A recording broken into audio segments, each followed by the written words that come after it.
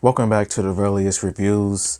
Today's review is focused on 2021's movie entitled No One Gets Out Alive. And the official synopsis of No One Gets Out Alive is: desperate and without documentation, a woman from Mexico moves into a rundown Cleveland boarding house.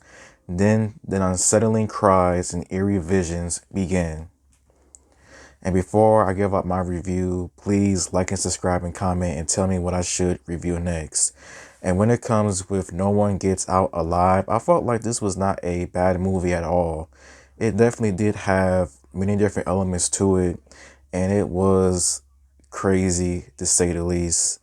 Here is just my review. I would say the first thing that I enjoyed about this movie was that this movie did not waste no time with getting to the craziness. Like within 5 minutes of the movie, you already know that this movie is going to be a crazy feeling within the first 5 minutes because of what happens. And I think that that was a good touch, which is not wasting no time, just getting straight to the point. When it came to the characters of the movie, I felt like many of the characters were interesting, as Christina Rotlo as Amber, the main protagonist. I did enjoy her character a lot, as Amber was somebody who was trying to look for a fresh start, who was trying to get an ID and everything so that she can find a better job. And once she moves into this boarding house, her life is turned upside down with just the craziness, the secrets, the darkness of what this boarding house carries, as a lot of just strange things have happened in this boarding house. And Amber, unfortunately, is forced to endure many of the horrors when it came to this house. And you just felt nothing but sorry for her throughout the entire movie because of the things that happened to her outside of the house and in the house as well.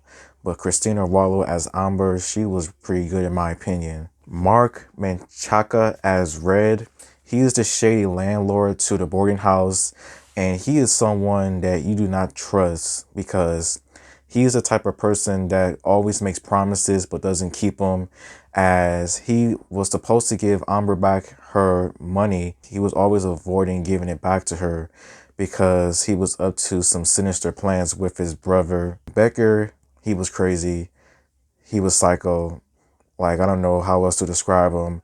All he had was just evil intentions. He was not right in the head. He was cuckoo for Cocoa Puffs. The horror elements of this movie was done pretty well, actually, as this movie definitely does have quite a few different horror scenes when it comes to the main characters and when it comes to seeing spirits, ghosts and everything, and just the huge freakish creature that was seen by the end of the movie.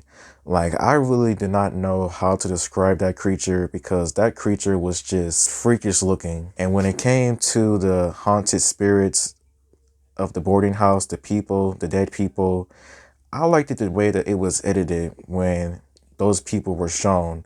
At one moment they're there, and then when Amber looks, they're gone just like that. But also the horror of the movie was pretty good in my opinion.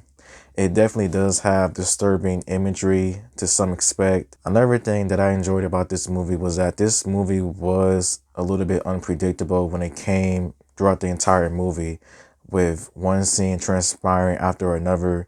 You just did not know what to expect and what was going to happen next. And I really did like that a lot. And when it comes to some of the things that I did not enjoy about this movie, I would probably have to say the first thing that I did not enjoy about this movie was that there was some things that was being built up in this movie that was just later unexplained. I don't understand why they did that when it came to some of the things that was discovered in this movie. But I wish that those things that was brought up but was just never talked about again was just brought up a lot more.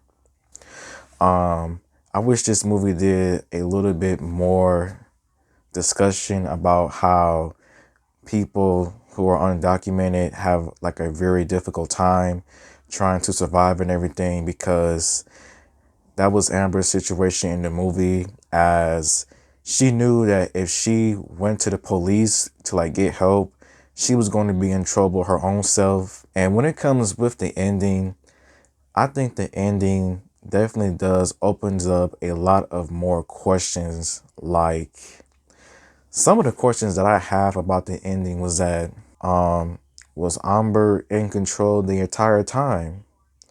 And yeah, because that ending was something else.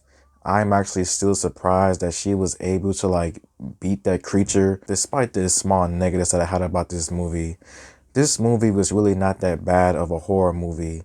It wasn't the best of all time. It wasn't the worst of all time. It was a decent horror movie. And since Halloween is coming up, you can definitely watch this movie at nighttime, be scared and everything else. But how I would rate No One Gets Out Alive out of 5 stars. I would rate No One Gets Out Alive 3 stars out of 5. So thank you for watching. Please like and subscribe and comment. And until next time, goodbye.